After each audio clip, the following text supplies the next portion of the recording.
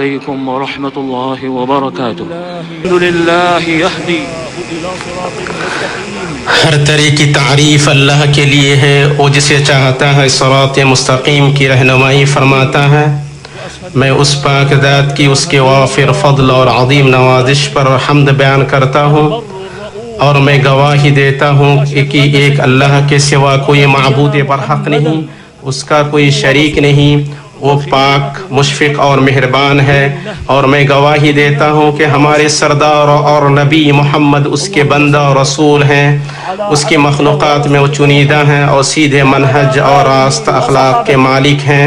اے اللہ، تو اپنے بندہ اور رسول محمد پر، آپ کے اہل خانہ اور تمام صحابہ پر، تابعین پر اور قیامت تک اچھی طرح ان کی پیروی کرنے والوں پر درود و سلام نازل فرما۔ اما بعد، اے اللہ کے بندو، اللہ سے ڈرو اور اس دن سے ڈرو جس میں تم سب اللہ کی طرف لوٹائے جاؤ گے، اور ہر شخص کو اس کے اعمال کا پورا پورا بدلہ دیا جائے گا اور ان پر ظلم نہیں کیا جائے گا۔ اللہ کے بندو، جب لوگ فکری رجحان کے فضل اور اصول کے شرف پر ناز کریں اور رفعت قدر اور بلندی منزلت پر فخر کریں، تو اہل اسلام کا حق بنتا ہے کہ وہ اپنے عقیدے کی بلندی پر ناز کریں اور اپنے منہج کی درستگی اور اپنی اس شریعت کے کمال پر فخر کریں جو تعلقات کو مستحکم اور رشتوں کو مضبوط کرنے والا بہترین منصوبہ لے کر آئی ہے، کیونکہ وہ حسب و نسب یا مصلحت کے رشتے سے اوپر باہمی محبت، ہمدردی اور شفقت کے تمام اسباب کو شامل اخوت کے رشتہ اور اس جامع محبت و دوستی کی بلندی کو پہنچے ہوئے ہیں جو ہر اس شخص کے لیے ہو جو اللہ سے بحیثیت رب، اسلام سے بحیثیت دین اور محمد صلی اللہ علیہ وسلم سے بحیثیت رسول راضی ہو۔ جیسا کہ اللہ عز و جل نے فرمایا سارے مسلمان بھائی بھائی ہیں، اور جیسا کہ اللہ تعالیٰ نے فرمایا مومن مرد و عورت آپس میں ایک دوسرے کے دوست ہیں۔ رسول ہدایت صلی اللہ علیہ وسلم نے اس منفرد اخوت کو ایسی بنیادوں پر ٹھوس قائم کیا ہے جو اسے جلا بخشتی اور مہذب کرتی ہیں اور ہر کھوٹی باہری چیز سے پاک کرتی ہیں اور اس کی حالت کو سدھارتی ہیں۔ آپ صلی اللہ علیہ وسلم نے فرمایا مسلمان بھائی مسلمان کا بھائی ہے، نہ اس پر ظلم کرتا ہے اور اسے چھوڑتا ہے۔ جو اپنے بھائی کی ضرورت میں ہوتا ہے اللہ اس کی ضرورت میں ہوتا ہے، اور جو کسی مسلمان کی تکلیف دور کرتا ہے اللہ قیامت کے دن اس کے بدلے قیامت کے دن اس کی تکلیف دور فرمائے گا، اور جو کسی مسلمان کی ستر پوشی کرتا ہے اللہ قیامت کے دن اس کی ستر پوشی فرمائے گا۔ اسے بخاری و مسلم نے اپنی صحیح میں روایت کیا ہے۔ رسول اللہ صلی اللہ علیہ وسلم نے اسلامی اخوت کی اس نبوی منصوبہ بندی کا آغاز اس بات سے کیا ہے کہ مسلمان اپنے بھائی پر ظلم کرنے سے ضرور دور رہے، چاہے وہ ظلم اس کا حق ہڑپ کر ہو یا اس کی آبرو سے چھیڑ چھاڑ کر کے، جس میں اس کی حقیقی حالت کے خلاف ایسی چیز تحریر کر کے اس کی تشہیر علانیہ یا سری طور پر کی جائے جس سے بے گناہوں کو اذیت پہنچائی جائے، کچھ مقاصد کے لیے یا نفسیاتی محرکات کی وجہ سے، یا اس شخص کے ملبے پر بلندی حاصل کرنے کے لیے جس پر جھوٹ اور بہتان چسپاں کیا ہے، یا کسی مادی منفعت یا تھوڑی متاع حاصل کرنے کے لیے، یا اپنا مرتبہ و مقام بلند کرنے کے لیے۔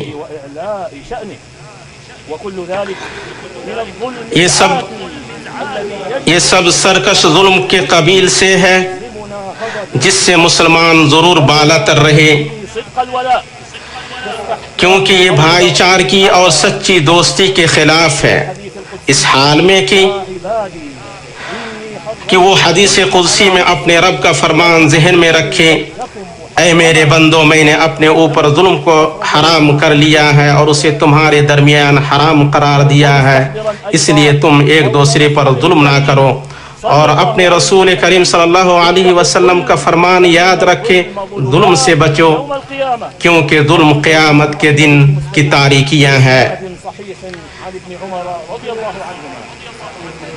इसे सही सनद के साथ इब्न उमर रज़ी अल्लाह ताला अन्हु से रिवायत किया है। नीज़ आप सल्लल्लाहु अलैहि वसल्लम की मुआद बिन जबल रज़ी अल्लाह ताला अन्हु को की गई वसीयत को याद रखे और तुम मजलूम की दुआ से बचो, क्योंकि उस दुआ और अल्लाह के दरमियान कोई आड़ नहीं होती है। इस्लामी भाईचारे की इस नबवी मनसूबाबंदी के दायरे में ये भी है कि नबी सल्लल्लाहु अलैहि वसल्लम ने मुसलमान को इस बात की दावत दी है कि वो अपने भाई को नापसंदीदा चीज के हवाले ना करे कि उसे घेर ले और ना मुश्किल के हवाले करे कि उस पर छा जाए, बल्कि जब उस पर मुसीबत नाजिल हो तो अपनी तरफ से उसके लिए सहारा बने और उसकी पुष्ट पनाही और मदद करने वाला हामी बने, ताकि जान का हादसे के असर और सदमा की शिद्दत को उससे कम करे और उसके कंधे से आजमाइश के डरावने ख्वाब को दूर करे। ये एक आम और जामे हुक्म है जो ना जमात को छोड़कर अफराद के साथ खास है और ना दूर उफ्ताद शहर और मकान वालों को छोड़कर उन लोगों के साथ खास है जिन्हें पड़ोसी होने का हक हासिल है। तमाम मुसलमान उम्मीदों और तकलीफों में एक दूसरे के साथ हैं। उनकी सूरत हाल की बलीग तस्वीर कशी रसूल हिदायत सल्लल्लाहु अलैहि वसल्लम का फरमान करता है, मुमिन के लिए इमारत की तरह है जिसका बाद हिस्से को तक़वियत बहम पहुंचाता है। और आप सल्लल्लाहु अलैहि वसल्लम ने अपनी उंगलियों को एक दूसरे में दाखिल किया। जहाँ तक मुसलमान का अपने भाई का ऐसी जगहों में साथ छोड़ने का मामला है जहाँ उसकी मदद करना ज़रूरी है, तो ये उसके हक को कमतर समझना, उसकी उखुवत का इनकार करना और दुश्मनों की उसके घर में ज़बरदस्ती घुसने और उसकी हुर्मत को पामाल करने पर हौसला अफजाई है। इस्लामी भाईचारे की नबवी मनसूबाबंदी के दायरे में ये भी है कि हम इस बात की दावत का मुलाहदा कर रहे हैं कि मुसलमान की ज़रूरत पूरी करने की राह में आराम और नफ्स की हर महबूब चीज़ को कुर्बान किया जाए और उसकी मुसीबत दूर करने के लिए कोशिश तेज की जाए, जिसमें भरपूर सवाब के करीमाना वादा का इशारा है, जो एहसान के मुकाबले में ऐसा एहसान है जो किसी भी बदले से बुलंदतर है।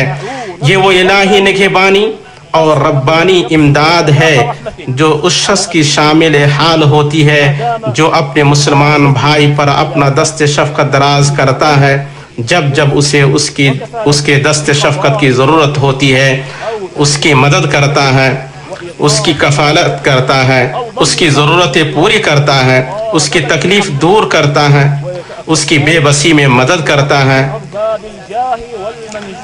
या उसके हक का मुतालबा करने में उसकी आवाज़ में अपनी आवाज़ मिलाता है। और ये चीज़ जाह मनसब और मर्तबा वालों के हक में मुअक्कद हो जाती है कि अल्लाह के बाद उन्हीं से ज़रूरतें पूरी होती हैं, आजमाइशों की तारीकियाँ छड़ती हैं और बदहाली और मुश्किल दूर होती है। माल की ज़कात की तरह जाह में भी ज़कात है जिसको हालत की तब्दीली और नेमत के ज़वाल से बचने के लिए इखलास के साथ अदा करना ज़रूरी है, क्योंकि अल्लाह अपनी नेमतों के हवाले से इस बात पर गैरतमंद है कि वो उन्हें ऐसे इंसान के हाथ में छोड़ दे जो उनमें उसका हक अदा ना करे, जैसा कि उस हदीस में आया है जिसे तबरानी ने मुअजम कबीर में अब्दुल्ला बिन उमर रज़ियल्लाहु ताला अन्हुमा से हसन सनद के साथ रिवायत किया है कि रसूलुल्लाह सल्लल्लाहु अलैहि वसल्लम ने फरमाया, बेशक अल्लाह की कुछ कौमें हैं जिन्हें बंदों के फ़ायदे के लिए नेमतों से ख़ास करता है और जब तक वो उन्हें खर्च करते हैं अल्लाह उनमें वो नेमतें बरकरार रखता है और जब वो उन्हें रोक लेते हैं तो अल्लाह उनसे छीन कर उन्हें दूसरों के हवाले कर देता है। इसलिए ऐ अल्लाह के बंदो, अल्लाह से डरें और इस नबवी मनहज को मजबूती से पकड़े रहें कि उसके ज़रिए नेमतों की हिफाजत होती है, हुकूक अदा किए जाते हैं, रिश्ते मजबूत होते हैं और मुसलमानों के दरमियान भाईचारे के ताल्लुकात मुस्तहकम होते हैं। اللہ مجھے اور آپ کو اپنی کتاب اور اپنے نبی کی سنت کے طریقے سے فائدہ پہنچائے۔ میں اپنی یہ بات کہتا ہوں اور اللہ عظیم ذوالجلال سے اپنے لیے اور آپ کے لیے اور تمام مسلمانوں کے لیے ہر گناہ کی مغفرت طلب کرتا ہوں، بے شک وہ بڑا بخشنے والا مہربان ہے۔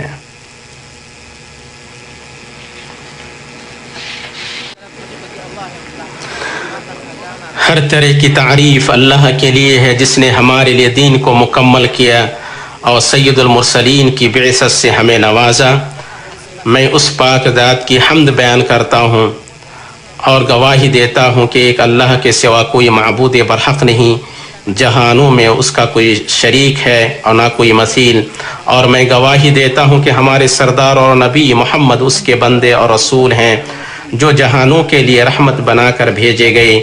اے اللہ تو درود و سلام نازل فرما اپنے بندہ اور رسول محمد پر، آپ کی آل اور آپ کے تمام صحابہ پر، تابعین پر، ان لوگوں پر جو قیامت تک ان کی اچھی طرح پیروی کریں۔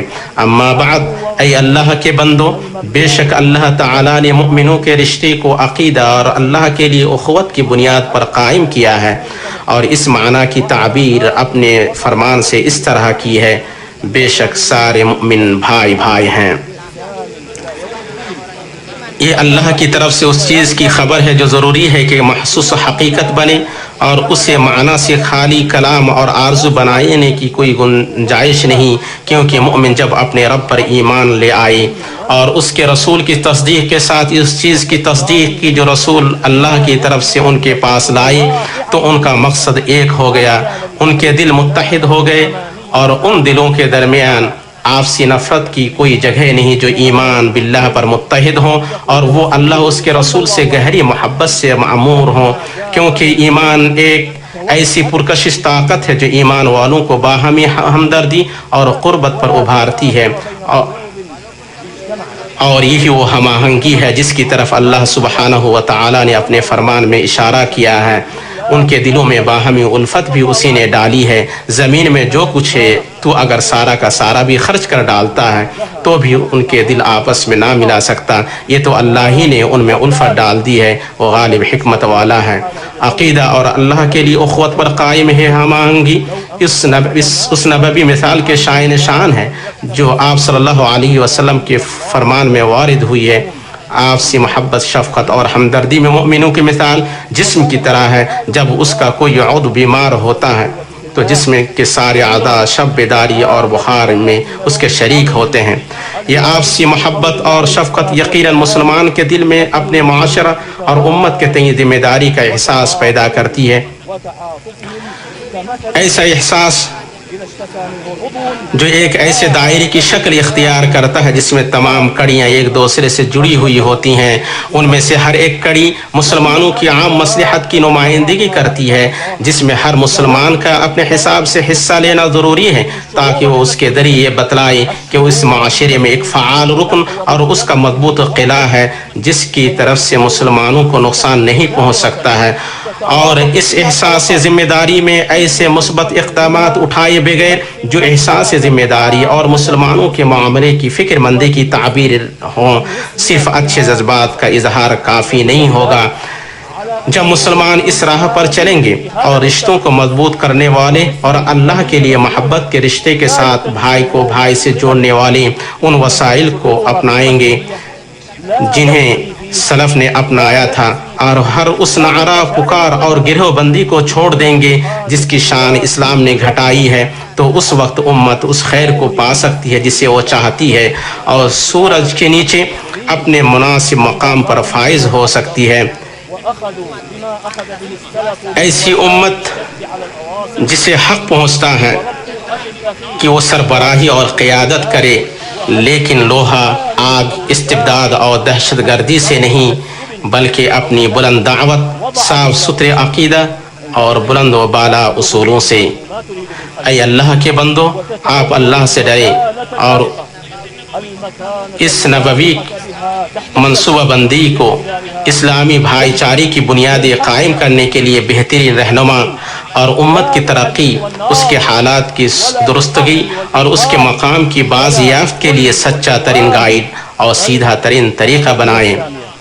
وعقيدتها الصافية. آپ سب درود و سلام بھیجے سب سے بہتر مخلوق پر. اللہ عز و جل نے آپ کو اس کا حکم دیا ہے. اللہ سبحانہ و تعالی نے فرمایا اللہ تعالیٰ اور اس کے فرشتے اس نبی پر رحمت بھیجتے ہیں. اے ایمان والو تم بھی ان پر درود بھیجو اور خوب سلام بھی بھیجتے رہا کرو. اے اللہ تو درود و سلام نازل فرما اپنے بندہ رسول محمد پر. اے اللہ تو آپ کی چار خلفاء ابو بکر عمر عثمان اور علی سے راضی ہو جا.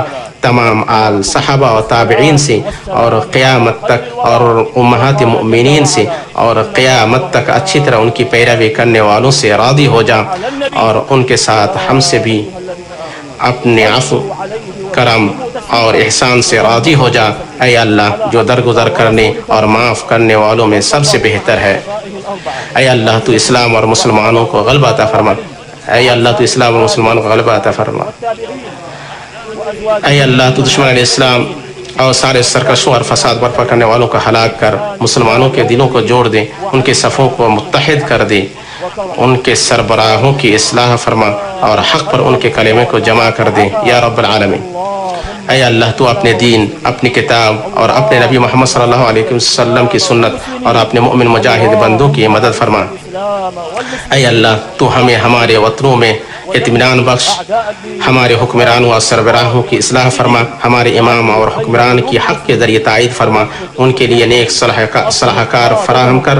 انہیں ایسے کام کی توفیق دے جو تجھے پسند ہو اور تو اس سے راضی ہو. اے سمیع الدعا اے اللہ تو انہیں ان کے دونوں نائب اور بھائیوں کو ایسے کام کی توفیق دے جس میں اسلام اور مسلمانوں کے لیے بھلائی ہو اور جس میں شہروں اور بندوں کی بھلائی ہو.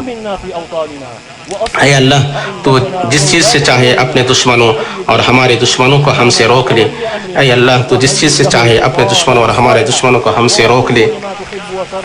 يا سميع الدعاء اللهم وفقه ونائبيه وإخوانه إلى ما فيه خير الإسلام والمسلمين وإلى ما فيه صلاح العباد والبلاد. اے اللہ ہم تجھے تیرے دشمنوں اور اپنے دشمنوں کے مقابلے میں کرتے ہیں.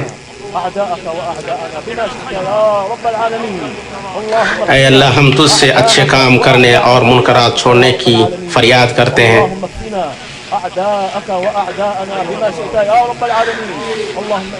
اے اللہ جب تو کسی قوم کے لیے فتنہ چاہے تو ہمیں فتنہ میں مبتلا کیے بغیر اپنے پاس بلا لے. اے اللہ تو ہمارے لیے ہمارے دین کی اصلاح فرما جو ہمارے معاملے کی حفاظت ہے. ہماری دنیا کی اصلاح فرما جس میں ہماری معاش ہے. ہماری آخرت کی اصلاح فرما جس میں ہماری واپسی ہے. اور زندگی کو ہمارے لیے ہر خیر میں کثرت کا سبب اور موت کو ہر شر سے راحت کا سبب بنا دے.